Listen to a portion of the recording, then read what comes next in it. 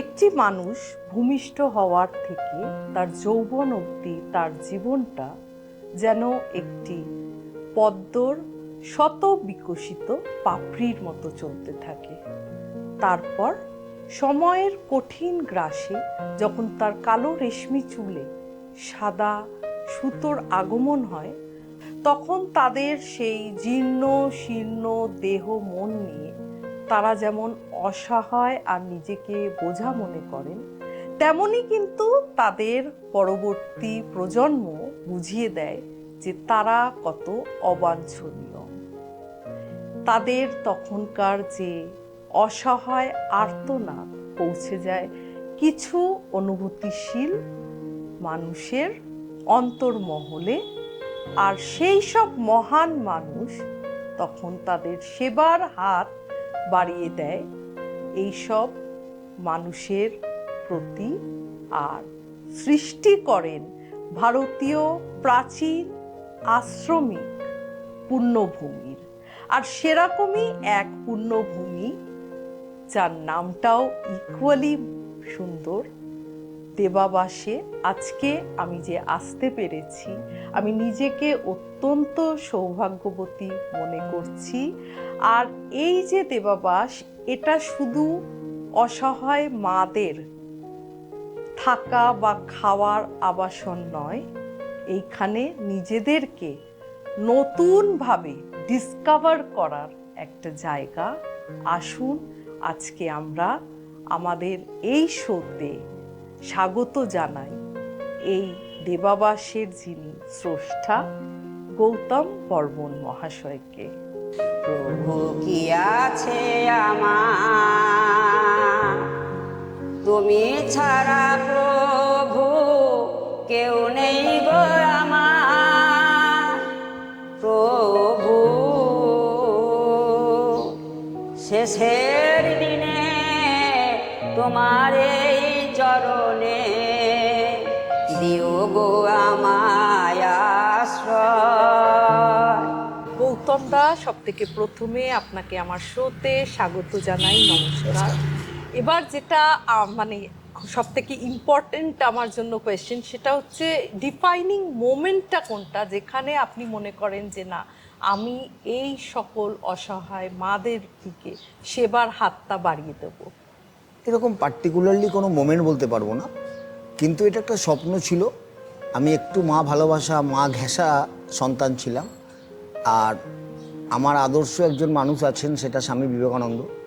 তার বাড়ি থেকে আমার বাড়ির দূরত্ব 22টা বাড়ি। তো স্বাভাবিকভাবেই আমি তার আদর্শকে মেনে চলি। আমার কাছে মানুষের জন্য কিছু করা, সমাজের জন্য কিছু করা, এটা আমার কাছে খুব পুণ্য মনে হয়। তার থেকেই এটা। আচ্ছা, আমি শুনেছি এটার জন্য আপনি কিন্তু কোনো গভর্নমেন্ট সাবসিডি বা কোনো ইয়েতে কারোর থেকে হেল্প নেন না। যারা আপনার মতন অনুভূতিশীল মানুষ, তারা নিজের থেকে এগিয়ে আসে। আর আপনার একটা ট্রাস্টি আছে যেখানে আমার দাদা সৈকত ভট্টাচার্য একজন অ্যাক্টিভ মেম্বার। তো আপনারা মিলে কিভাবে এটাকে একটু... দেখুন, আমাদের একটা প্রিন্সিপাল ডিসিশন ছিল যে আমরা যে কাজই করি না কেন তাতে কোনো অবস্থায় সরকারের কাছে কোনো অনুদানের জন্য হাত পাতব না। সাধারণ মানুষ, আমাদের মতো সমমনোভাবাপন্ন মানুষ, তারা আমাদের পাশে যেভাবে দাঁড়াবে বা তাদের সাহায্য নিয়ে আর নিজেদের উপার্জিত অর্থের মাধ্যমে আমরা কিছু করব। আমাদের এর আগে ধরুন যখন সাইক্লোন হয়েছে সুন্দরবনে, আমরা 13 বার গেছি। সেখানে আপনি যে আপনার দাদার কথা বললেন সৈকত প্রতিটা যাত্রায় আমার সঙ্গে ছিল। কোভিডের সময় কলকাতায় আমরা একটা 23 বেডের সেফ হোম করেছিলাম। একজনও করোনা আক্রান্ত পেশেন্ট আমাদের ওখান থেকে মারা যায়নি, সবাই সুস্থ হয়ে বাড়ি গেছে। এই যে কাজগুলো করেছি, প্রচুর অচেনা মানুষ যাদের সঙ্গে আজও হয়তো কথাও হয়নি, তারা আমাদেরকে অর্থ দিয়ে সাহায্য করেছে। এবং সেটা দূর দূরান্ত থেকে। আমি বলছি গুজরাটের একজন শ্রমিক যে এখান থেকে গুজরাট গেছে, বাঙালি, সেও টাকা পাঠিয়েছে। পুনেতে, মুম্বাইতে থাকে অনেকে টাকা পাঠিয়েছে। এটাও যখন শুরু করেছিলাম তখন আমাদের ব্যাংকে টাকা ছিল -690। সেই জায়গা থেকে 3 বছর এতগুলো মা সরকারি অনুদান ছাড়া সাধারণ মানুষের সহযোগিতায় আর আমাদের নিজেদের উপার্জিত অর্থ তার থেকে যে টাকা আমরা এখানে তৈরি করতে পেরেছি, দিতে পেরেছি অনুদান হিসাবে, এত সুন্দর করে চলছে। তাহলে সরকারি অনুদানের প্রয়োজন পড়েনি। এবং আমি কৃতজ্ঞ থাকবো বারাসাতবাসীর কাছে, কলকাতার মানুষের কাছে তো বটেই, কারণ কলকাতার মানুষ আমাদের এটা শুরুর সময় কেউ খাট দিয়েছে, কেউ গদি দিয়েছে, কেউ বিছানা দিয়েছে, যে যেভাবে পেরেছে দিয়েছে, কেউ বাসন দিয়েছে, টেলিভিশন দিয়েছে। এই মুহূর্তে বারাসাতের মানুষ যেভাবে আমাদের পাশে দাঁড়িয়েছে, আমি বারাসাতবাসীকে স্যালুট জানাই। তো চলুন গৌতম দা, আমার অডিয়েন্সদের সাথে একটু শেয়ার করি আপনার এই দেবাবাস।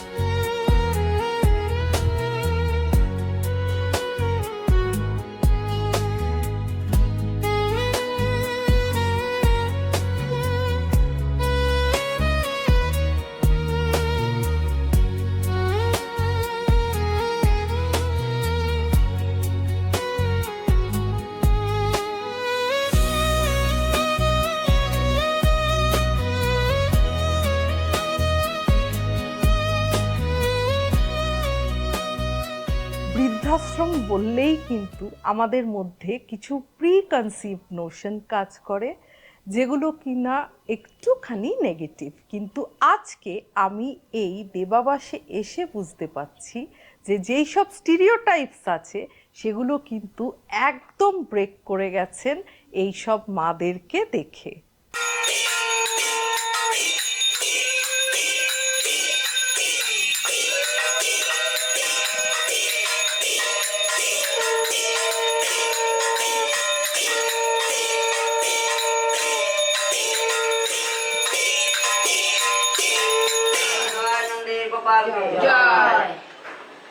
এখন আমি এসে গেছি দেবাবাস দ্বিতীয়ায়, যেখানে কিনা গৌতম দা এবং গৌতম দার সতীর্থরা নিজস্ব সঞ্চয় করা পুঁজি দিয়ে 3 বছর বিনামূল্যে অনেক অসহায় মাকে সেবার হাত বাড়িয়ে দিয়েছেন।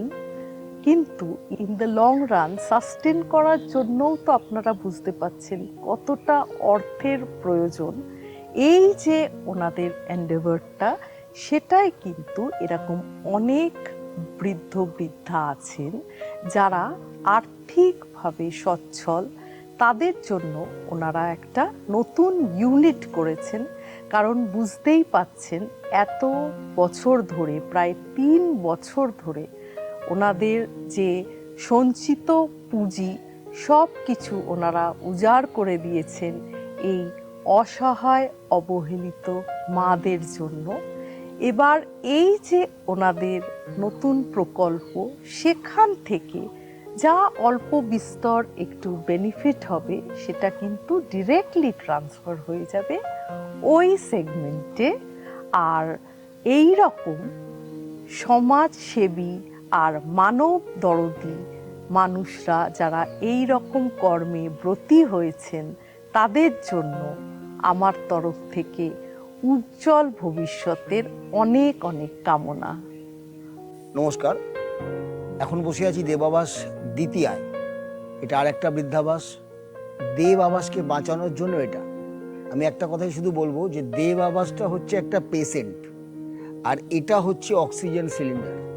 তো স্বাভাবিকভাবেই যে মানুষরা আর্থিকভাবে সচ্ছল তারা যদি আমাদের এই দেবাবাস দ্বিতীয়া এসে থাকেন, তাহলে যে অর্থনৈতিক বেনিফিট হবে সেটা ওখানে চলে যাবে, ওই অসহায় মাগুলো ভালো থাকবে।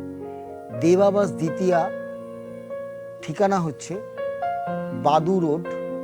বাদু রোড থেকে হনুমান মন্দিরের পেছনে ঠাকুরহাট রোড। আর আমাদের ফোন নম্বরটাও আমি বলছি 9830717886, 9830161886।